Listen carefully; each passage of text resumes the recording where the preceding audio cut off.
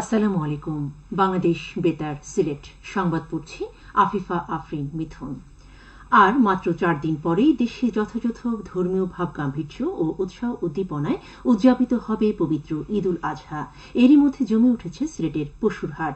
ক্রেতা বিক্রেতায় মুখর এখন হাটগুলো। পবিত্র ঈদ উল আজহা উপলক্ষে নগরের প্রধান হাট কাজীর বাজারে পশু কেনাবেচা জমে উঠেছে। কদিন আগে আকস্মিক বন্যার ধকল কাটিয়ে এখন ক্রেতা বিক্রেতায় সরগরম এই হাট। ক্রেতা বিক্রেতা কাজীর বাজার ছাড়াও আজ থেকে নগরের 8টি স্থানে বসবে অস্থায়ী পশুর হাট।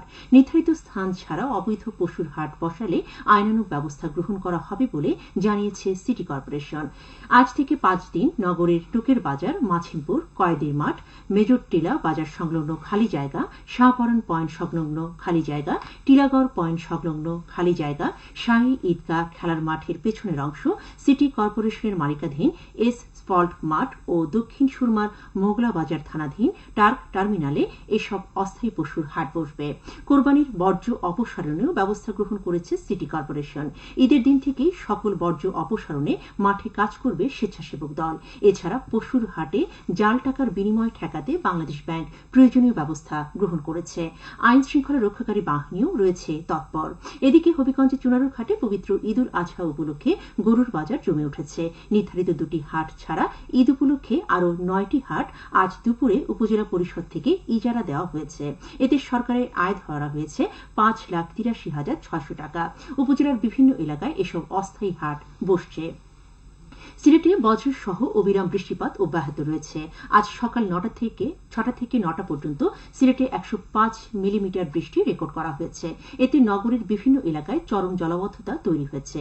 আজ থেকে আগামী টানা 3 দিন সিলেট অঞ্চলে ভারী বৃষ্টিপাতের আভাস দিয়েছে আবহাওয়া অফিস। এরই মধ্যে বজ্রপাত নিয়ে সতর্ক করেছে সিলেট আবহাওয়া অফিস। বজ্রমেঘের সৃষ্টির কারণে সিলেট জুড়ে বজ্রসহ ভারী বৃষ্টির সম্ভাবনা আছে। এছাড়াও সিলেটে বর্তমানে বজ্রমেঘের অবস্থান রয়েছে, তাই সবাইকে বজ্রপাত থেকে সাবধান থাকতে হবে। নারী উত্তক্তকরণ প্রতিরোধ বা ইফটিজিং প্রতিরোধ দিবস আজ। ইফটিজিং এর বিরুদ্ধে ঐক্যবদ্ধ সামাজিক প্রতিরোধ গড়ে তোলার লক্ষ্যে প্রতি বছর 13 জুন দিবসটি পালন করা হয়। ইফটিজিং এর শিকার মূলত নারীরাই, তাই নারীর সুরক্ষা নিশ্চিতে বাংলাদেশ সরকারের শিক্ষা মন্ত্রণালয় 13 জুনকে ইফটিজিং প্রতিরোধ দিবস হিসেবে ঘোষণা করে। এরপর থেকে প্রতি বছর দিবসটি জাতীয়ভাবে পালিত হয়ে আসছে। দিবসটি উপলক্ষে সারা দেশের মতো সিলেটেও নানা সংগঠন আয়োজন করেছে বিভিন্ন কর্মসূচি। এসব কর্মসূচির মধ্যে রয়েছে র্যালি, সচেতনতামূলক আলোচনা সভা ও প্রচারাভিযান। এদিকে দিবসটি উপলক্ষে র্যালি ও আলোচনা সভা অনুষ্ঠিত হয়েছে মৌলভীবাজারে। আজ সকালে কালেক্টরেট প্রাঙ্গণ থেকে বের হয় ব্যানার, ফেস্টুন, প্লেকার্ড সহ সচেতনতামূলক বর্ণাঢ্য র্যালি। পরে সরকারি উচ্চ বিদ্যালয় অডিটোরিয়ামে অনুষ্ঠিত হয় আলোচনা সভা। এতে প্রধান অতিথি ছিলেন সংসদ সদস্য জিলুর রহমান। জেলা প্রশাসক ড উর্মি বিনতে সালামের সভাপতিত্বে অনুষ্ঠিত সভায় বিশেষ অতিথি ছিলেন জেলা পুলিশ সুপার মোহাম্মদ মঞ্জুর রহমান ও সদর উপজেলা পরিষদ চেয়ারম্যান মোহাম্মদ কামাল হোসেন। জেলা প্রশাসন ও জেলা মহিলা শিশু বিষয়ক অধিদপ্তর যৌথভাবে এর আয়োজন করে। চলতি বছরের পবিত্র হজ ফ্লাইট শেষ হচ্ছে আজ। দুপুর 2টা 5 মিনিটে সৌদি এয়ারলাইন্সের একটি ফ্লাইটের মধ্য দিয়ে শেষ হবে এবারের হজ যাত্রা। এদিকে পবিত্র হজ পালনের উদ্দেশ্যে ইতোমধ্যে সৌদি পৌঁছেছেন 82,772 জন বাংলাদেশি হজযাত্রী। মোট 209টি ফ্লাইটে তারা সৌদি পৌঁছান। গতকাল হজ সম্পর্কিত সর্বশেষ বুলেটিনে এ তথ্য জানানো হয়। হজযাত্রীদের প্রথম ফিরতি ফ্লাইট 20 জুন আর শেষ ফিরতি ফ্লাইট 22 জুলাই। সৌদি আরবে পবিত্র ঈদ উল আজহা অনুষ্ঠিত হবে 16 জুন আর পবিত্র হজ পালিত হবে 15 জুন। জাতীয় ভোক্তা অধিকার সংরক্ষণ আইন 2009 বাস্তবায়ন বিষয়ক সেমিনার অনুষ্ঠিত হয়েছে হবিগঞ্জের বানিয়াচং উপজেলায়। আজ দুপুরে উপজেলা পরিষদ সভাকক্ষে আয়োজিত সভায় প্রধান অতিথি হিসেবে বক্তব্য রাখেন উপজেলা পরিষদের চেয়ারম্যান মোহাম্মদ ইকবাল হোসেন খান। সেমিনারে বক্তারা বর্তমান পরিস্থিতিতে বাজার নিয়ন্ত্রণ, ভোক্তার স্বার্থ রক্ষা সহ বিভিন্ন বিষয়ে বক্তব্য রাখেন।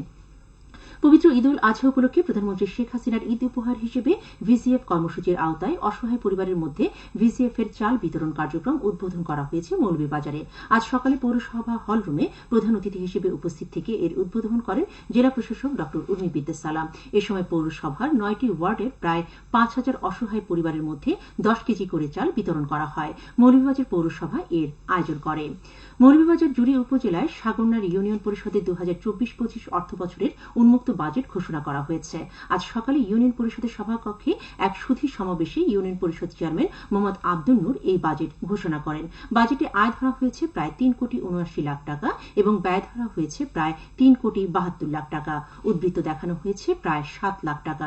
ইউনিয়ন পরিষদের এর আয়োজন করে। এদিকে হবিগঞ্জের চুনারুঘাট উপজেলার দেওরগাছ ইউনিয়নের 2024-25 অর্থ বছরের প্রস্তাবিত 4,22,65,000 টাকার উন্মুক্ত বাজেট ঘোষণা করা হয়েছে। আজ সকালে ইউনিয়ন পরিষদের আয়োজনে ইউনিয়ন পরিষদ কার্যালয়ে এ বাজেট ঘোষণা করেন ইউনিয়ন পরিষদ চেয়ারম্যান মোহাম্মদ মুহিতুর রহমান। এতে সম্ভাব্য ব্যয় ধরা হয়েছে 4,20,60,000 টাকা এবং সম্ভাব্য উদ্বৃত্ত ধরা হয়েছে 2,05,000 টাকা।